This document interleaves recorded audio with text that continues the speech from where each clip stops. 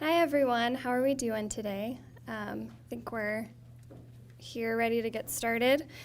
Welcome to our final Lunch at the Library event this year, sponsored by the Nebraska Literary Heritage Association.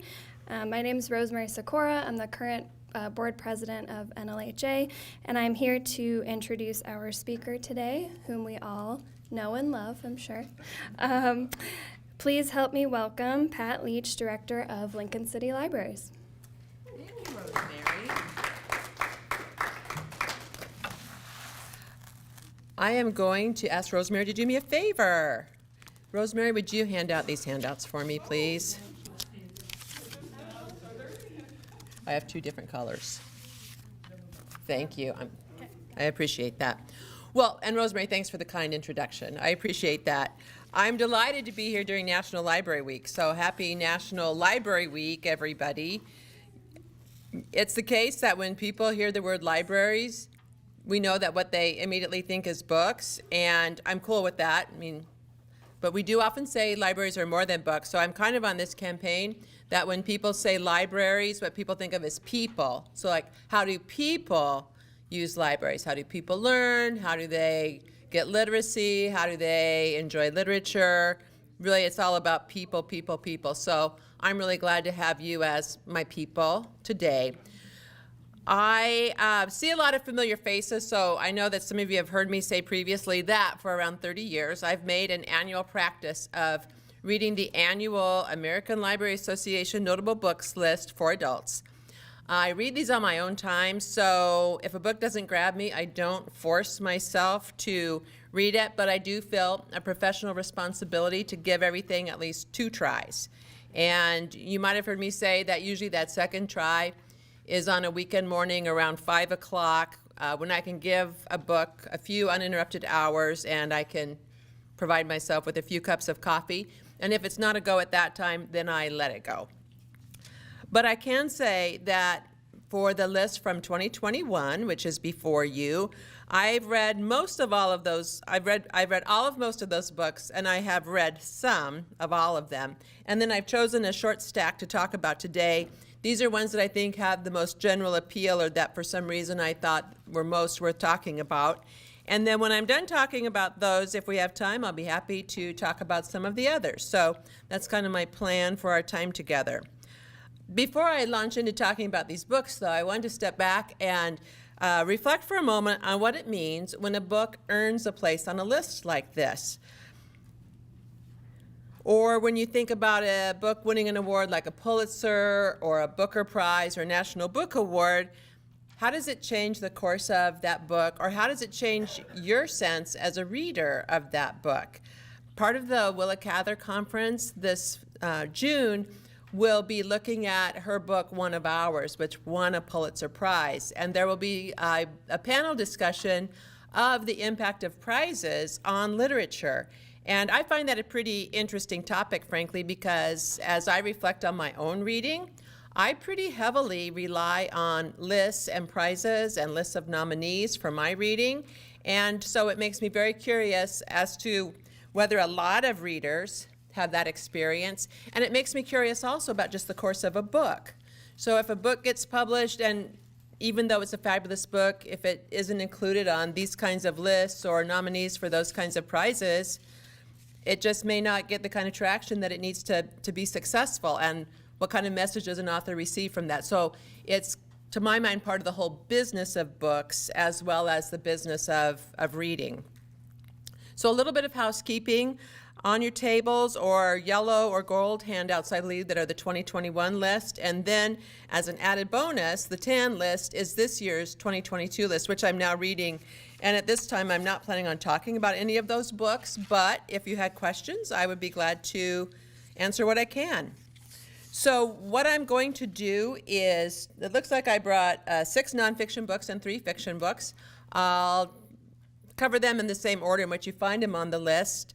And actually, if any of you have read any of these books, and as I talk about it, you just feel compelled to share your reaction to make sure that we have the benefit of your thought about it, you are welcome to You don't even have to raise your hand. You can just be out with it. And since we are being recorded today, I'll try to repeat your comments so others can hear it. The first book I want to talk about from the list is this one, The Vanishing Half by Britt Bennett. Have any of you read this book? Okay, I see a few nods and hands up. Okay, excellent. This is one of the first books that I read off of the list. As I look through the list and the annotations, there are usually 3 or 4 where I think, oh, I'm pretty sure I'm really going to like that one. So I usually start off with those, kind of get myself a good head start, a little bit of momentum. This book is described on the list as twin African-American sisters escape their oppressive Louisiana hometown to lead very different lives, a story about race, identity, and the consequences of individual choice. So this novel does begin in Louisiana in 1968 in a town called Mallard. And it was founded by light-skinned African-Americans with ample attention throughout the years in this town being paid to the relative lightness of one's skin as the generations progress. So on the day the story begins, a woman named Desiree has returned to town after a long time away with her young daughter, her very dark young daughter. Desiree's twin sister Stella has also left town, but she's pretty much long gone because Stella left and is passing for white. So they have taken 2 very different paths. And as Desiree establishes herself back in Mallard, Stella is learning how to live as a white woman, married to a white man and creating a family together. One of the things I like to do as I talk about these books is look for interviews with the author. And in an interview, Britt Bennett said of this novel's interesting setting, she said, I got the idea for the book from a conversation I had with my mother, who told me very offhandedly one day about a town she remembered from her Louisiana childhood where everyone sort of intermarried so that their children would get lighter with each generation. I wanted to kind of explore the idea of a place like this, and I was able to draw on some research from similar Creole communities that were similarly sort of insular and organized around people having light skin. Then she also said this about her approach of addressing the development of this key character who is passing for white and thus has a big secret. She wrote, stories of passing are often these moralizing stories, and I didn't want to do that. I was not interested in punishing Stella. I was not interested in condemning her. To me, it was not interesting to think like, is it good or bad to pass? I was really more interested in the implications of passing on this woman's life. So that's a little bit about her thinking as she put this story together. She structures it in 6 sections, ranging in time from 1968 to 1988, and from the variety of places where Desiree and Stella and their daughters live. And even though she takes this really deep fictional dive into the impact of color and class and gender identity, she really doesn't ever lose the thread of a pretty compelling story about these individual people. So there's struggle, and yet there's joy, there's love, there's hope. And in many ways, then I think she succeeds in her goal of just exploring this idea. She also said, I didn't want to write about history in a way that allowed people to read it and think, oh, this has nothing to do with us. I wanted them to possibly see themselves and see the people they love within these characters and these beliefs. I think this novel looks tailor-made for book group. So I don't know how many of you read this book because your book group was going to discuss it.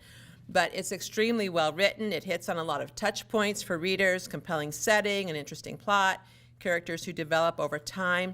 There's a lot to explore in just a general way. You know, things like the relationship between twins or the relationship between sisters, between mothers and daughters, the impact of Stella's big secret on her ability to love and live freely. Within this book also is that realization when your own mother no longer recognizes you. So I think a lot of those combine into this really rich setting with the matters of race. It was interesting to me that in the 2021 notables list, there are a lot of books about race, and particularly quite a few about African Americans written by Black Americans. By my count, I think of the 25 titles, 9 of them focused on race as far as African Americans, and several of the others explore other kinds of ethnicities. So the list is heavy on that, and I think the variety of books in the list on that topic really does provide a wide scope just as far as racism as it's seen in the stories of individuals, families, historical events. And Britt Bennett did say this of her book, I hope this book gives you a sense of joy. And at the time she was saying this, it was during the Black Lives Matter activity, and she says, I hope it gives you something to immerse yourself in that is not the horrific news that we've been experiencing constantly and relentlessly since March. I wanted to write a book that was not just about Black pain, but also about Black love and how people get free, how they can find liberation in very difficult circumstances. So that book is The Vanishing Half by Britt Bennett. Did any of you want to say anything about what your reaction to this book was? Yes. Just one thing that I thought, and I read it for a book club. And one thing I thought is interesting is because it's not just African Americans who sometimes try to pass, that the value of lighter skin is something that happens among other populations, Asian populations, and it's hard for me to grasp where that all comes from, but there is in a lot of different people of color populations, the value of light skin. I was also intrigued, and I find this intriguing in thinking about a lot of the books on this list is, in some ways, I think a book is written as an expression of a group so that members of that group can see themselves in their experience. But for others, it is then a matter of learning more in a deeper way about the experiences of that group, which this book was for me. Hey, I should just ask a quick logistical question. Do I need to have people use the microphone if they're going to make comment? Okay, that would be helpful. So I should say, if you want to make a comment, and you're welcome to do so, Diane will come to you with a microphone since we're recording today. Anybody else want to say anything about The Vanishing Half? I know now that I've made it on a microphone, people are less likely maybe to have a inspiration. Well, the next book I want to talk about is Piranesi by Susanna Clark. How many of you have read this book? Okay, we have one reader who has done so. Piranesi was one of the last books on this list that I read because I don't really care for fantasy. So that's it, short. That's the short and long of it. So when I talk with people about this practice that I have of reading through this list, what I often will mention is that one of the joys of doing this is coming across books that I would not have read otherwise. And this book is fully in that category because I think I whine a little bit about the fiction having too many titles that are kind of right up against the cliff of being too edgy or experimental, and they are often fantasy, so often that's not the one that I choose because I feel like they demand a lot of me. And I am a lazy reader in that I have my book grooves, and I have that way well worn, and I know how to get down that road. And so when a book is presented to me where I can't be just in my reading groove, sometimes I'm reluctant. So that explains why I read Piranesi toward the end, and why I did have to get up one Sunday morning and make a pot of coffee and give it a few uninterrupted hours. And I found myself really drawn in by it. So I feel like I need to give Susanna Clark a little bit of credit here for my initial reluctance and her getting me over it. One review from Kirkus summed it up this way: weird and haunting and excellent. Piranesi is what the narrator of this book is called. He lives in this huge and intriguing place that is hall after hall after hall of all kinds of vestibules full of statues and stairways, and apparently open to the outside in places because the sea comes in with the tides and such. His remarkable mind, Piranesi's remarkable mind, allows him to navigate within this incredible place without getting lost, although he does note that he did have to leave chalk marks early on in his time there. So he's created a memory of the tide tables, so he knows if things are about to get bad. He knows if he can or cannot go into certain places because of the water. And all in all, this is a place that he finds very comfortable. He describes it as kind and benevolent. Piranesi also believes that only 15 people have ever been alive, and that is based on remains that are in this building. There are 15 sets, I think there are 14 sets of remains. There's Piranesi, and then there's another person that he refers to as the Other, with a capital O. And that is a man who's trying to set a spell that will allow him to access a world of magic, and sometimes Piranesi assists him. Eventually it becomes clear that the Other isn't who Piranesi thinks he is. Slowly the author unwinds the story about how Piranesi came to be there and how Piranesi comes to realize that what he thought was true isn't necessarily true. So he finds himself part of a mystery of several missing people, and he goes back to his journals and he rereads sections. There are places that he doesn't remember what's written there, and he has to incorporate all of this into his understanding of the world, and then it leads to a choice then of who he wishes to be. And toward the end of which it leads him to a choice about that. Now, I kept wondering as I read this whether I was missing a lot of meaning because I didn't necessarily recognize the characters or people or animals represented by the statues. I don't think I needed to know that, but I bet if I had known, it might have been a richer story. One of the skills that I often practice is trying to write a one-sentence summary of a book. It's harder than it sounds. Like when you look at those annotations, we need to give respect to the people who wrote them. The annotation there says the occupation of a labyrinthine house explores its infinite rooms and corridors until the world he knows begins to unravel. Susanna Clark herself provided a summary when she won the Women's Prize for Piranesi, where she said, "This is a book about a man who lives in a house in which an ocean is imprisoned." So, variety of ways of looking at this story. I'm a bird nerd, and so I was intrigued that although only 2 people seem to be in this place, there are a whole lot of birds. And Piranesi will often take these metaphysical interpretations from them. And in an interview, the author said, "I see things more clearly when I write. Piranesi loves birds," and somebody said, "Did you put that in because you're a bird watcher?" And I wasn't really a bird watcher, but Piranesi kind of taught me. After I'd written it, I went out and got a bird table, a British term for bird feeder, and I got bird seed and I fed the birds and I looked after them because I felt Piranesi would want me to do this. So she did it. Susanna Clark has an interesting backstory. She's been seriously ill for 15 years with something that may be chronic fatigue syndrome. And among her activities while she was ill was rereading the Narnia series by C.S. Lewis. And I think you really see that work in Piranesi. And then a reading friend told me that there also seems to be a heavy influence from Charles Dickens. And that line of thought really helped me understand why I ended up enjoying this book so much. So many of the characters seem kind of sly and sideways. I am ending up recommending Piranesi generally. So you don't need to love fantasy to enjoy it. And it might even be that if you're a non-fantasy reader, you might especially enjoy it. I think at its best, fantasy challenges us to soak in and be part of a different reality. And that I think the paradoxical result is that sometimes then we see our own world differently. And I think that's really the staying power of Piranesi.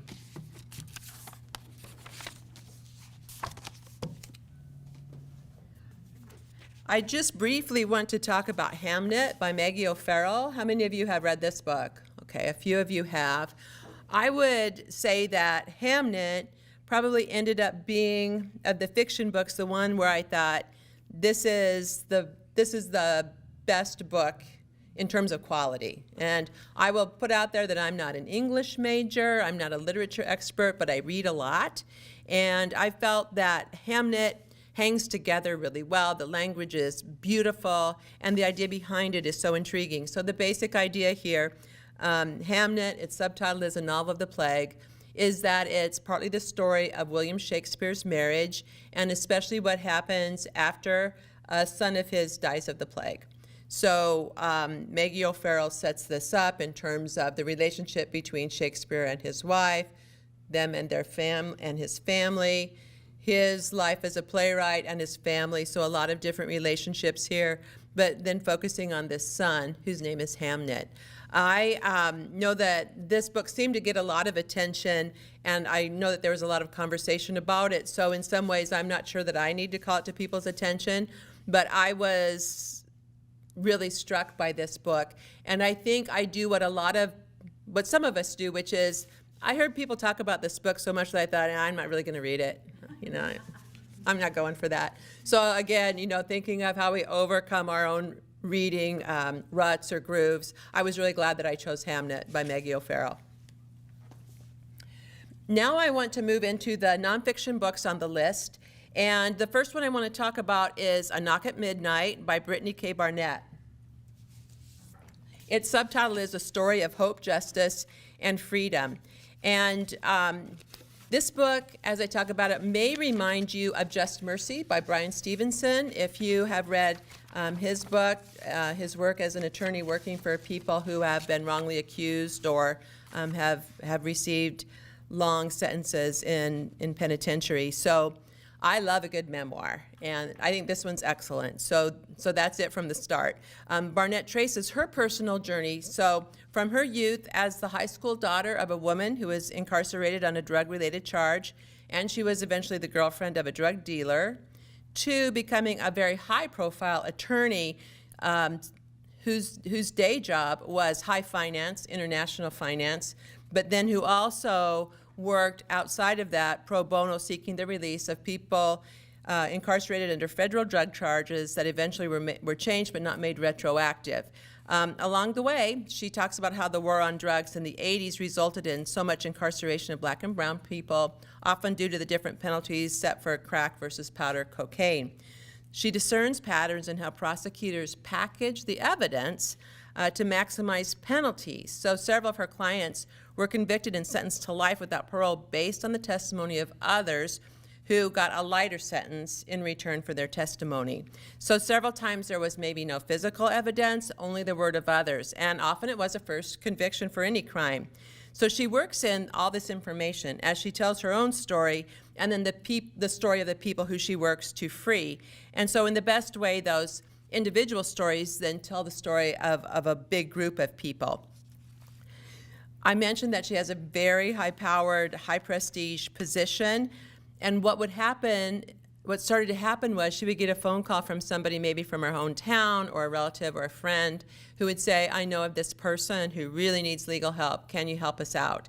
And so she began to work for people, learning more about their story, and in her free time, then eventually she does huge amounts of that kind of work. And as she began to do this, she built on her experiences as an intern working in a courtroom. Eventually, for a lot of her clients, the only option left is to petition the President of the United States for clemency. So she works on a lot of those cases, becomes an expert in the field, and really, as important probably, is that she becomes a friend to the people that she works with, because what her job is to tell their story in such a way that that story would make its way to the desk of the person who needed to see it and sign off on it. So over and over, these people's stories become Brittany's own story.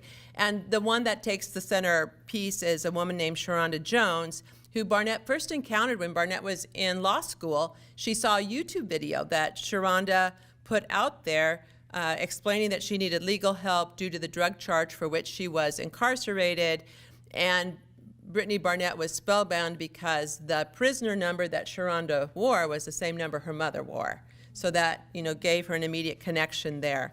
I first assumed that the title, A Knock at Midnight, probably referred to when law enforcement arrived to arrest people, but I was all wrong. As Barnett described in an interview, in one of the darkest hours of our freedom journey, my client and friend Corey Jacobs sent me the Dr. Martin Luther King Jr. sermon that contains the parable of a man who knocks on his neighbor's door at midnight seeking loaves of bread. Corey was serving 16 life sentences at the time for drug conspiracy charges, his first ever conviction, felony or otherwise. He had already been in prison for 16 years, and yet he reached out to lift me up. And so she goes on to say that parable means everything to me. It's about knowing dawn will come. The book, as I said, reminds me a lot of Brian Stevenson's Just Mercy, and the books are quite similar. One person's story, helping out other people once they become aware of the plight.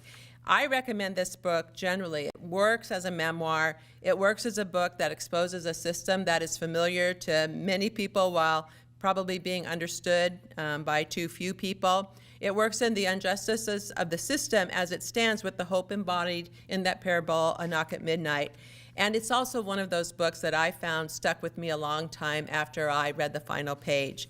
So that one again is A Knock at Midnight by Brittany K. Barnett. Actually, some of our librarians were at a conference in Portland a couple weeks ago where Brittany K. Barnett spoke, and several of them mentioned in their reports how compelling her talk was about her work and her continuing work that she describes here. Yes. Diane is bringing you the microphone.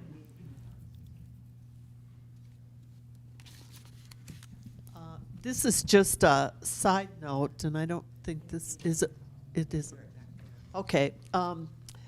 Brian Stevenson has a museum in Montgomery, and it's fascinating about, one of the things he had was people that had been hung, and they burned the ashes of the persons, and there were these gallon jugs with ashes in them from every state. And there was one from Nebraska. And so if you ever get a chance to go, it's called EJI, and it's really worth seeing. Okay, thank you.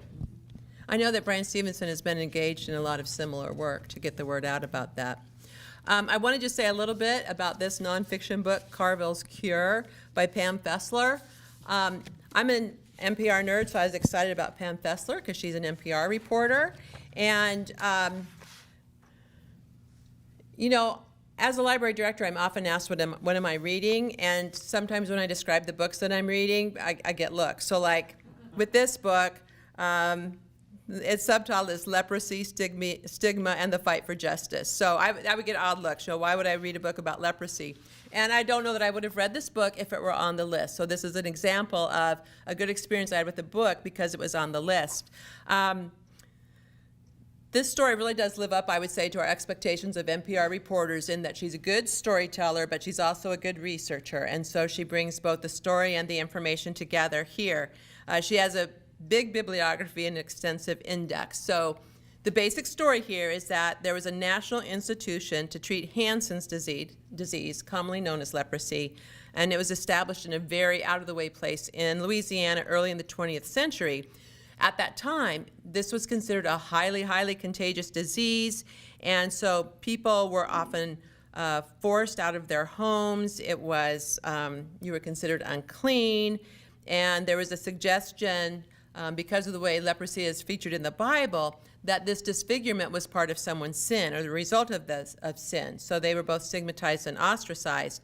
So this place, which became known as Carville, was at first viewed as a prison, and honestly, people would be forced to leave their homes and go there. They weren't allowed to leave.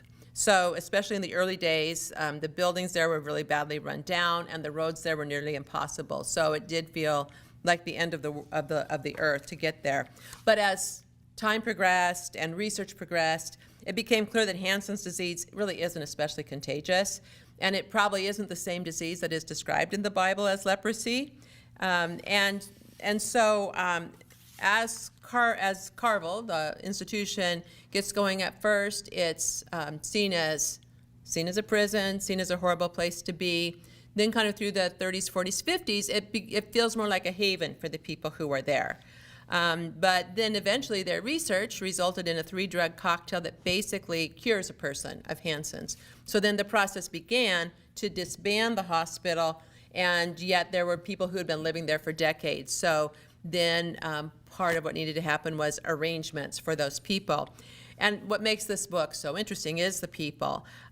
Especially in their early days, as I said, people who arrived for treatment were quite likely to live there for the rest of their lives. They were usually given a patient number as soon as they arrived, and often they chose aliases under which to live there because their family would be shamed by having a member of the family there. And actually, Pam Fessler came across this story because her father-in-law, late in life, eventually told her husband, his son, that his father had been at Carville. And his family had been sworn to secrecy because his family would have been shamed and stigmatized by that. And interestingly enough, she describes that he came out with this confession shortly after a cousin had spoken about sexual abuse that she had taken. And basically her father-in-law said, "I realize now the impact of a secret kept too long." And so that's how he shared his story, which then resulted in this book. Work still continues to educate the public about Hansen's disease. The term leper is still used in popular culture despite people trying to take it out of our vocabulary.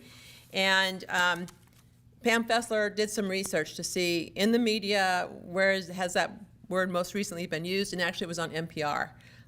It was somebody who was being interviewed, and he used the term about someone else. So she noted her own research about that.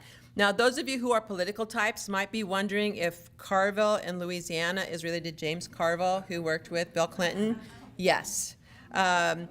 So she said Carville is a tiny hamlet in a remote area of southern Louisiana, 20 miles southeast of Baton Rouge. The town was named after James Carville's grandfather, who was a postmaster and ran the general store.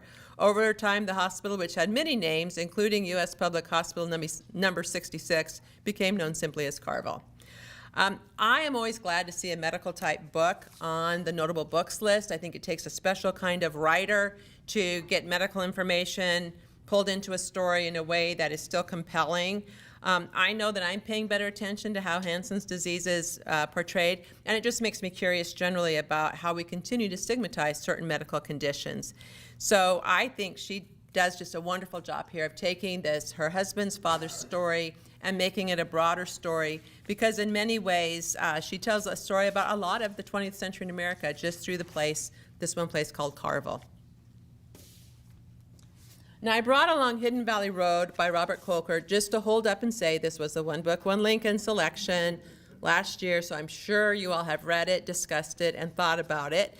But I also bring this forward because, like Carville's Cure, Hidden Valley Road is one of those books where the author has to take a lot of medical and technical information and weave it into the story of people. In this case, if you're not familiar with the book, Hidden Valley Road, the subtitle is Inside the Mind of an American Family.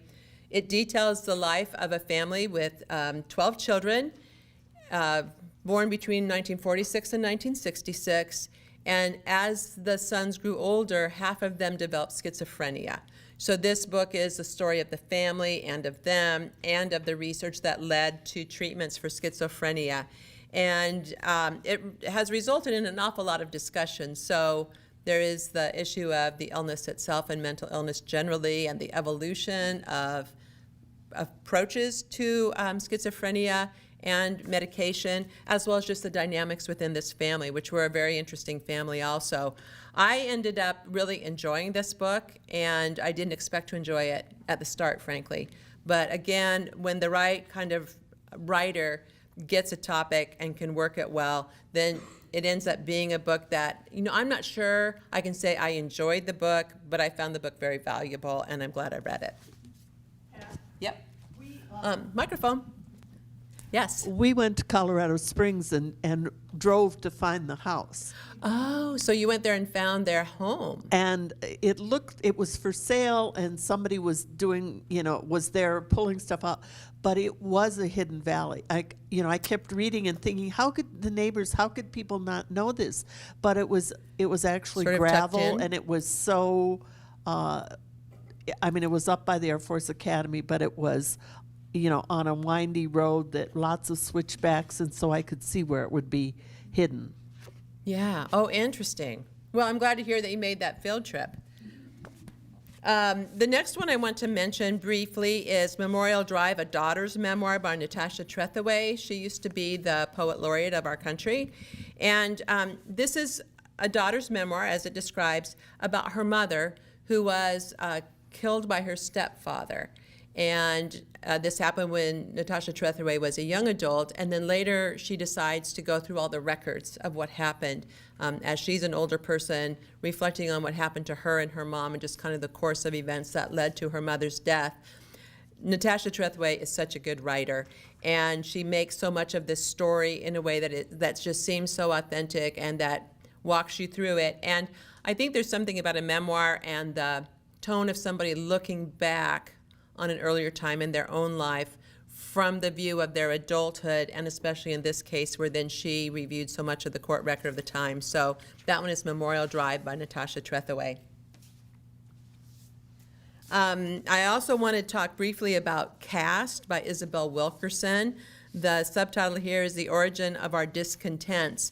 And this is very, very well done nonfiction in terms of depth of research. And then what you might know Isabel Wilkerson from her book, The Warmth of Other Suns, about the great migration of black people from southern United States to other parts of the country. In this book, basically, she takes the idea of caste. And that's what we normally think of, say, in India, but she takes the idea of caste as we see it in India. She also works in the idea of race as it was seen in Germany during the time of the Nazis, and then describes how the way that African Americans have been treated in the United States shows very, very similar characteristics to caste. And so I noted to myself that she just shows it as a way of describing racism in the United States. It's so well organized, it's so well researched, it reads well. She includes stories where it's helpful, and the writing is just very, very well done. And I think, again, when I'm thinking of some of the books that represent Black America on this list, my hunch is that for some people this is a description, and they feel like this is a book written to bring their own life forward. And for someone like me, it's seeing something from the outside with a much better perspective. So I'm generally recommending Caste, The Origins of Our Discontent by Isabel Wilkerson. Then the last book I want to talk about is this one, Wilmington's Lie, The Murderous Coup of 1898 and the Rise of White Supremacy. This is by David Zucchino. And in my thinking about prizes, underneath his name is winner of the Pulitzer Prize. So for those of us who need a little extra, what would that be, credibility, they included that here. Just a moment.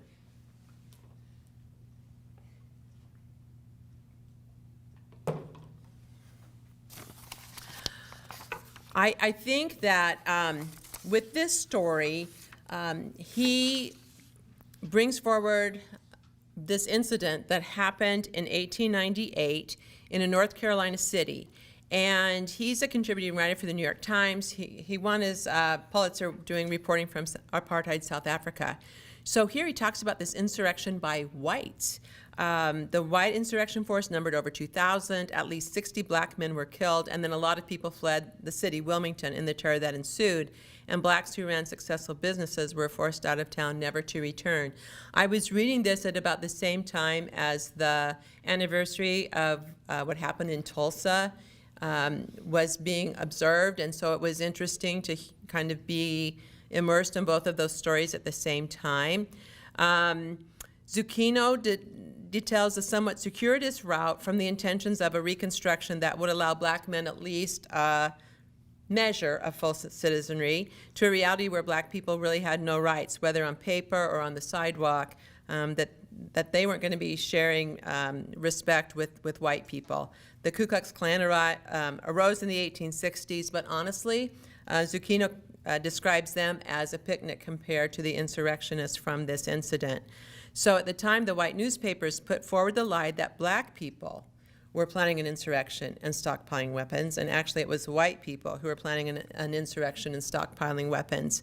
At the time, there were black people in office in Wilmington, so that was part of what energized the group of white insurgents.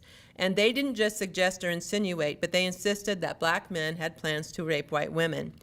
Zucchino, as most nonfiction writers do, weaves in a lot of interesting stories of people of the time.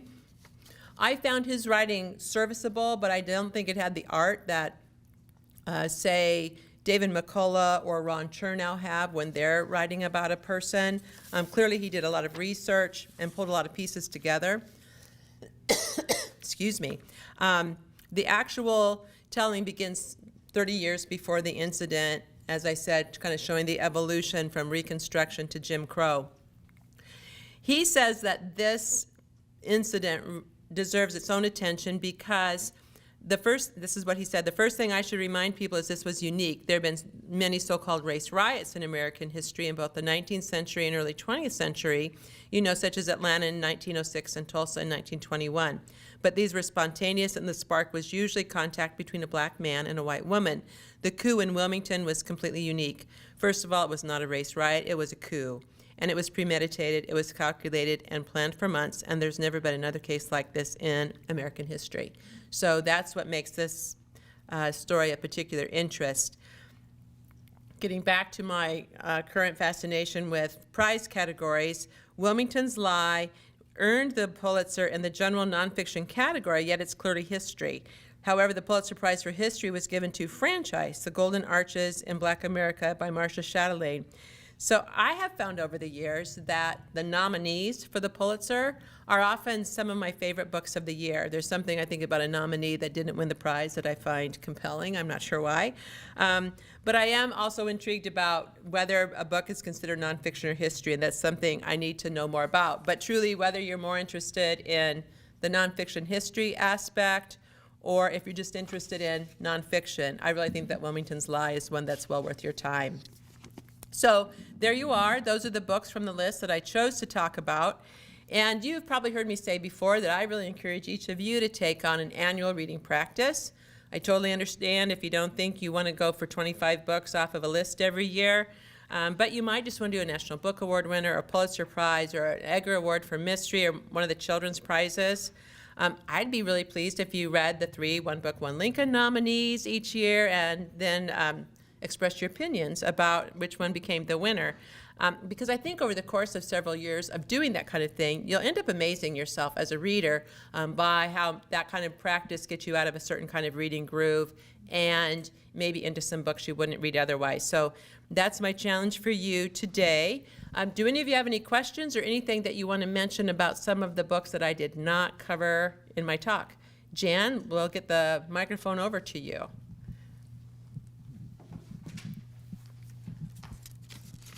Well, Pat, I have some of the same opinions of fantasy as you. Paranasi is, how do you say it?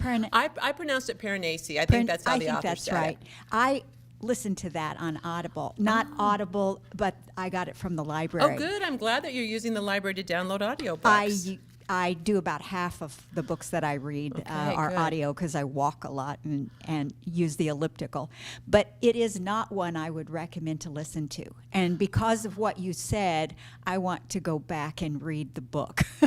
Oh, interesting. I did stick with it, and I listened to the whole thing, and I did become more intrigued as the mystery unfolded. But it was not one. I just got lost. Well, I think that often with fantasy, if it is an alternate world where there's different words than we're accustomed to or names for things, that it probably does help if you can see them as well as hear them. Yeah, and go back. Mm-hmm. Yeah, that's right. Exactly. Who was that person? Yes. Yeah, thank you. Anyone else have a question or observation about any of the books? I know what you really want to do is go check these out and then just go home on a cloudy, windy day, just hang out at home. Well, I do, as we finish up, I want to just put in a quick plug for book reading. You know, there's something distinctive about the experience of reading a book. So what I think about here is, depends on the book, it could be anywhere from 5 to 35 hours of reading, depending on the book and how quickly you read.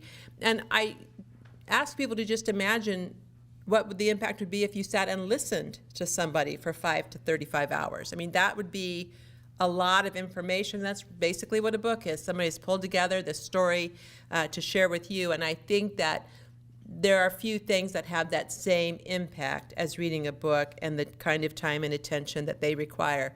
I realize not every book is going to change your life. Some of the books are ones that are going to have you remember a day on the beach, but each book has the opportunity to do that for us, and I think we really need to seize that opportunity. So I'm hoping that all of you will be continuing to be book readers and also build a community of readers by attending events such as that, using your library, being part of book discussions, because collectively all of that reading is great for individuals, but altogether it's good for our whole community. So I want to close again as I started by saying Happy National Library Week, and thank you for coming.